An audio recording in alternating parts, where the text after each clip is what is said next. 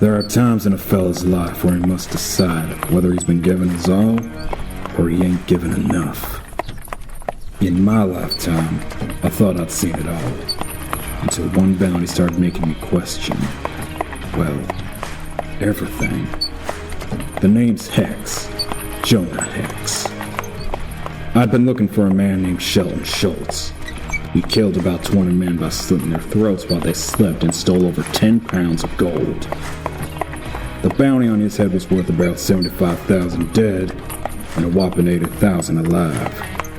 Either way, I'd be richer than the common saddle rider.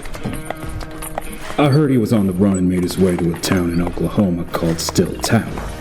Should be easy. But then again, was it ever easy? I hopped off my horse and walked up to the saloon.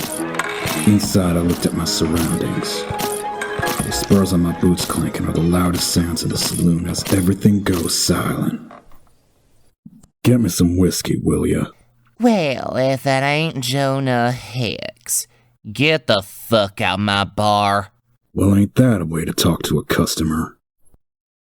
It is with one with your reputation. I like my bar to still be standing by the end of the night. I ain't that bad. Besides, I plan on being in and out real quick if you give me what I want. That whiskey isn't the only reason why you're here, innit? I'm looking for a man. A criminal by the name of Seltun Schultz. He's got a bounty on his head. He's wanted for killing 20 people. You know where he is? Last I saw him, he was talking to some business types about something. I don't know what, ain't none of my business. They should be in the inn next door the last I saw him. Thanks.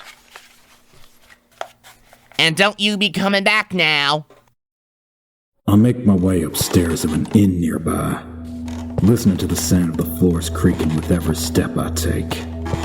The closer I got, I started to hear people talking about a diamond mine and how that will make them rich beyond anyone's wildest dreams. I peeked through the keyhole of the room and saw Seltun Schultz, all dirty and nasty, talking to the 3 businessmen in the cleanest suits he had ever seen. The one in the middle had his hair slicked back, commanding respect from everyone in the room, talking about how, back in his day, he would never have let humanity become such a disappointment that it is now. That he is now forced to hire lowlifes such as Schultz for his grand plans. I break into the room, immediately pointing at Schultz. Hex, how the hell did you find me? It was easy, really. Just had to follow the flies. Excuse me. I realize that you two may have some personal business with each other, but I am talking with Mr. Schultz about our deal. So now, I suggest you remove yourself from the situation before I do it for you. Do me a favor and sit your ass down. The middle man goes down and drops his gun on the floor. The 2 other businessmen and Schultz look on in shock. Schultz was too yellow to pull out his pistol. I approach Schultz. Then I hear grunting. The businessman I had just shot dead was getting back up. He wiped his suit clean of the dust from the floor, removed a button on his jacket revealing his flesh wound. The hole where I shot him starts to disappear and it completely heals itself. I couldn't have been more shocked in my life. I must say, good sir, that was quite a shot. Let's reintroduce ourselves. My name is Vandal Savage, and you are Jonah Hex, the famous bounty hunter. Your scar is even more hideous than I anticipated. As I stood there with my jaw dropped in awe, I didn't pay attention to Schultz as he disarmed me and threw me against the wall. As we started to struggle, I tried to reach for my gun and ended up knocked out by Schultz.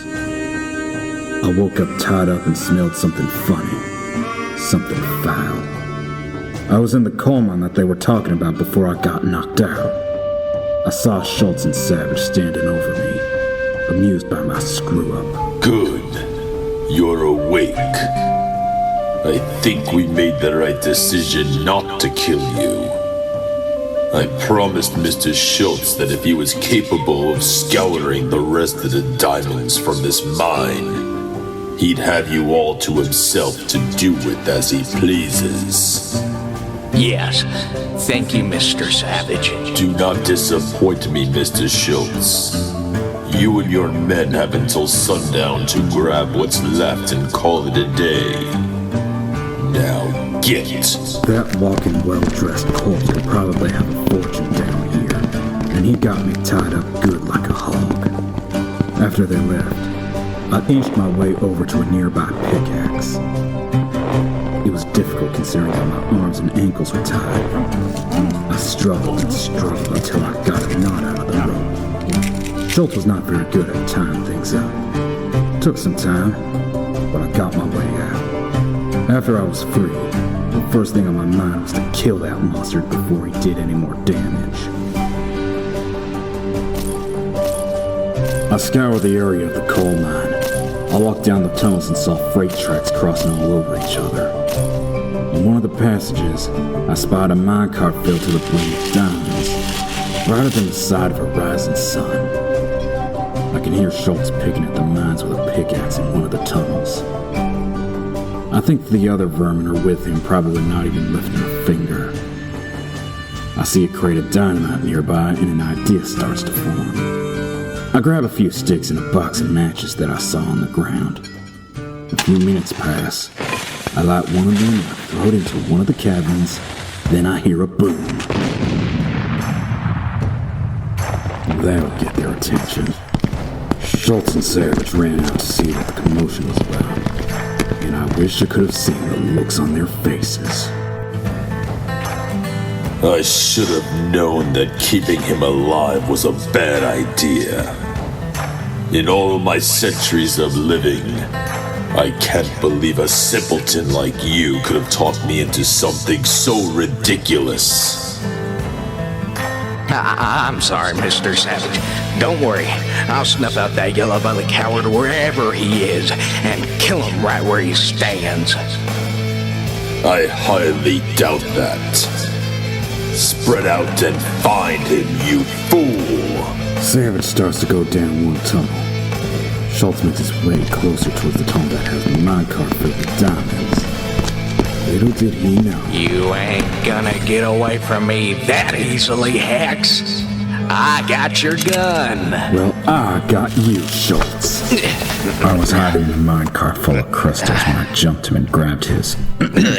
my gun. I grab onto him and keep him captive. Savage's footsteps were echoing closer as I was running out of the mine. And in that moment, I knew exactly what to do. Jonah Hex! You will pay for this with your life. I can wait. After all, I am immortal. Maybe. But today ain't that day. I fired at the stick of dynamite placed over one of the tunnels, setting off an explosion. The tunnel began to collapse on top of that walking corpse. The rubble fell on top of that vermin. That was the last time I'd ever seen Vandal alive. With a good grip on Schultz, we ran for our lives as a chain reaction of explosives went off in the mine. Blocks crumbled down, structures fall as we pass them. And we soon see light from the outside. We made a dash for the exit and jumped clear of the tunnel as it caves in on itself along with all the diamonds in that monster Vandal Savage. When I stood up after the jump, all I saw was Schultz on the ground, head looking down in despair. No! You've taken everything from me, Jonah Hex! Everything!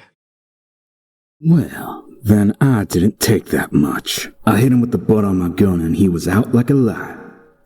There were 2 horses outside where the mine collapsed. I put Schultz on the saddle of one horse and tugged the ropes as I rode the other one. That day, I learned that anything is possible. Immortality. Who would have thought that could be real? Schultz was no trouble, but savage. He scared me. And I never dropped the ball at the first sign of trouble. Who knows what else I'll see? Maybe not even people not from this century. Whatever happens, whatever may come, I ain't rolling over until I'm dead.